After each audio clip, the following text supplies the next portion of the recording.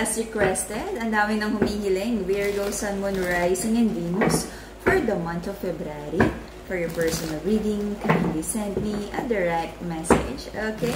Kamusta mga Virgo? Bakit nangungulit ng reading? Kamusta ang puso? Alright?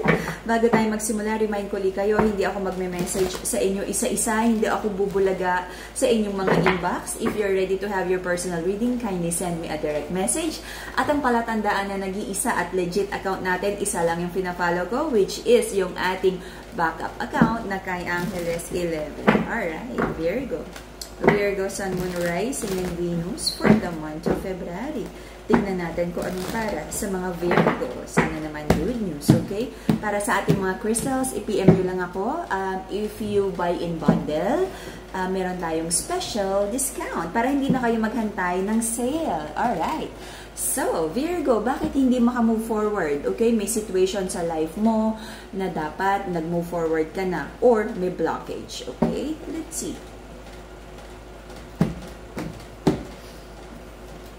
Okay, so the feminine in this connection ay parang hinanda na ang kanyang script. Ito yung nangyayari, ito yung problema, kaya hindi nag-move forward ang love connection na to. Okay, this is feeling stuck. Feeling na parang hindi nag-move forward yung mga plano at naging very vocal naman ang feminine here. Sabi niya, hey masculine, hindi nag-move forward yung mga plano.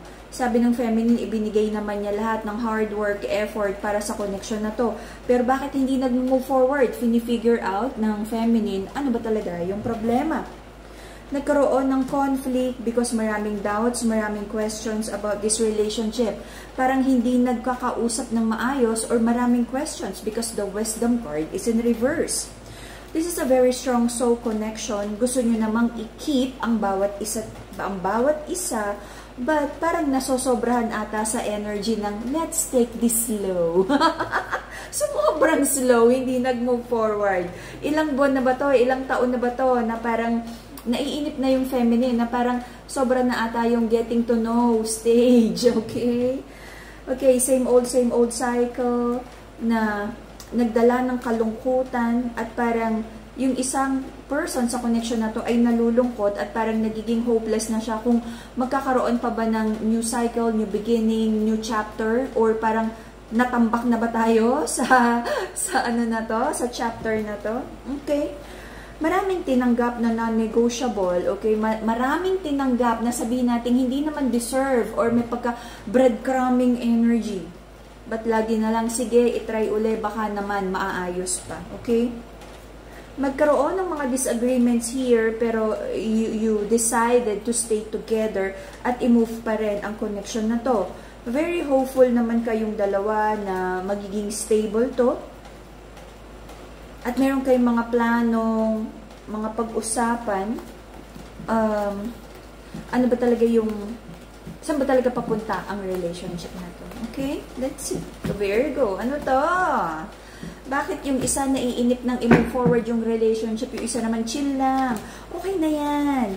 Anong status natin? Anong label natin? Masaya! Sana all masaya. Alright. So, the reason for the reading is nasa crossroads. Ano ba talaga? Itutuloy or not? Plan A, Plan B. Okay? May conflict dito because I feel magkaiba yung level of readiness between you and your person. Marami ding inaayos about this connection, not just relationship, not just fine-tuning, not just pagkakasunduan, but also the energy of like, kailangang ayusin yung financial stability, no? May mga minamanifest na malaking financial abundance. Recent past, I feel yung masculine hindi masyadong ready, pero ayaw naman yung bitiwan ng connection na to. Kaya may energy yung masculine na parang may little white lies or manipulation na, wait lang, pag na-achieve ko tong goal na to, mag-move forward na tayo. Wait lang, no? At may nararamdaman akong energy dito, ha? May, for some of you, may masculine, or for some of you, yung isang person dito may hang up sa past. Okay? At third party yung isa. At sabi niya, wait lang, maghihiwalay na talaga kami. Okay? Be careful with that. Huwag kayong papayag, especially the feminine, na ginagawa kang backup plan na paano pag hindi siya hiwalayan? Paano pag hindi pumayag yung current partner? Di ba? Asan ka? Ilang taon, ilang buwan kang maghihintay? Okay. Okay. Pero sabi ng masculine, ginagawa naman daw niya yung best na alam niya for this situation. May prayers and manifestations, maraming pinagdadasal, maraming wishes, maraming prayers, maraming gustong mangyari, maraming gustong i-manifest. May mga minamanifest na stability sa connection na to, but I really don't feel na ready yung masculine. Okay? Sabi ng mga Virgo, ready naman sila to offer your cup of love. Ready silang mag-express ng feelings. Ready mag-express about offer ng something stable. Okay? Your person, ready din naman siya. Sabi niya, sige, pag-usapan yan. Ano ba yung offer na yan? But yung person mo, parang walang masyadong plano for now. Parang ready lang siyang makinig ng plano. And then, i-gauge niya kung ready siya, kung pareho kayo ng level of readiness. Okay, right now. Meron ka rin mga doubts about minamanifest mo na financial stability, makukuha mo pa ba yan? Sa relationship din, mag-move forward na ba to? Mapapakilala ka na ba sa family, sa friends? Magiging okay na ba? Yung mga pangarap nyo, matutuloy na ba? Okay? Until the end of April, there's a feeling of sadness here because of like expectations. Okay?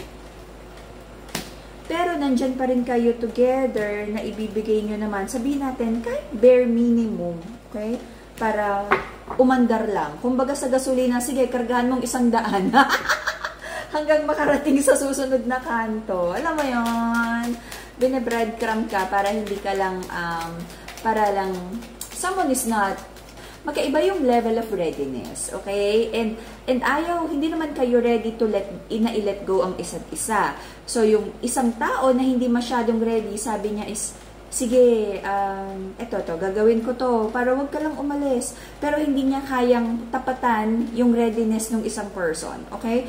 Para sa kanya, best effort na yon. Pero para dun sa isang tao na mas handa, kulang na kulang. Pero para sa kanya, best na to eh. Kasi hindi talaga siya ready. Ang dami niyang iniisip, ang dami niyang inaayos na hindi niya ma-prioritize yung relationship. Yung isa, priority niya yung relationship. So, hindi pareho ng readiness and commitment level. Okay? To heal your heart chakra, the Madagascar Rose Quartz, the pink crystal, for you to have mental clarity and stronger connection with the divine. The amethyst. Ito yung pink crystal natin, the rose quartz. This is for heart chakra, harmonious relationship, mental clarity, and connection with the divine, amethyst. If you're manifesting abundance, Brazilian citrine. Yung black crystal natin, that will be for protection and anti-juju. I also have, okay, nasa taas. I also have the Nazar, yung anti-evil eye, okay, yung evil eye bracelet. Yeah, and then the lucky red string. So, wala akong masyadong nakikitang good news dito, Virgo. I feel na kakapit pa rin kayo sa situation na to kahit magkaiba kayo ng level of readiness sa relationship na maaaring magdala ng overthinking, pero I feel kakayanin because ayaw nyo namang mag-give up agad sa relationship na to. Okay? Let's see. Any more clarification? May toxicity sa relationship. I feel someone may hang up pa rin, but nagpaplano kayo. Hindi ko gusto to ha, na parang someone in this connection ay may hang up pa rin sa past, and then nagpaplano na kayo ng long term. Paano kayo magpaplano ng long term kung may tinatapos pa yung isa o may hang up pa sa ex na parang hindi pa totally nakaka-move forward? Okay? Medyo mahirap yun. Okay? Pag-isipang mabuti yung mga decision, mga plano, huwag mag-invest ng buo kung hindi sigurado yung partner mo. Kaya nga partnership di ba? Hindi naman pwedeng solid na solid ka, tas yung person mo parang tikatik lang ng ambon ng kayang ibigay sa'yo. Okay? And that will be the Virgo reading for the month of February. See you again in a few days for your bonus